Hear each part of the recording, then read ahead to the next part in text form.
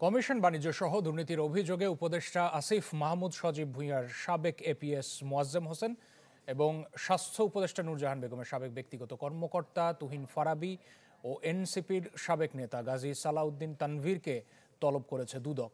আগামী 20 ও 21 মে তাদেরকে জিজ্ঞাসাবাদ করবে সংস্থাটি। নগদ পেমেন্টে 500 টাকা পর্যন্ত ক্যাশব্যাক আর লেনদেনে প্রতিদিন ডিপ ফ্রিজ এবং ঘন্টায় ঘন্টায় এসি টিভি সহ দারুণ সব গিফট।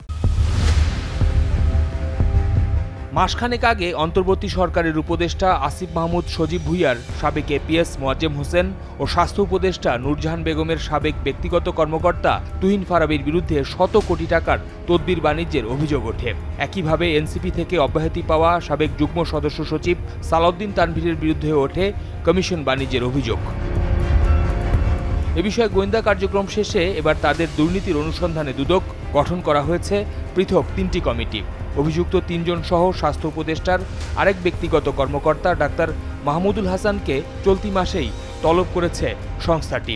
তদবির বাণিজ্য, চাঁদাবাজি, টেন্ডার বাণিজ্য সহ নানাবিধ অনিয়ম এবং দুর্নীতির মাধ্যমে অবৈধ সম্পদ অর্জনের অভিযোগের বিষয়েও অনুসন্ধান কার্যক্রম শুরু হয়েছে এবং ইতিমধ্যে অনুসন্ধান দল তাদের কার্যক্রম শুরু করেছেন এবং বিভিন্ন দপ্তরে চাহিদাপত্র দিয়েছেন রেকর্ডপত্র সরবরাহের জন্য এবং অভিযোগ সংশ্লিষ্ট ব্যক্তিদের জিজ্ঞাসাবাদের জন্য পত্র প্রেরণ করেছেন।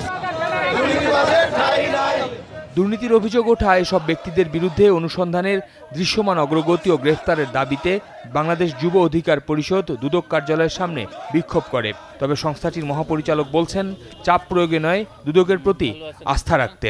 আমাদেরকে চাপ প্রয়োগ করার কোনো প্রয়োজন নেই, এটা আমরা প্রত্যাশা করি না। আমাদের উপর দয়া করে আস্থা রাখুন। অবশ্যই আপনারা সেই দৃশ্যমান আমাদের অনুসন্ধান তদন্তের দৃশ্যমান ফলাফল আপনারা জানতে পারবেন।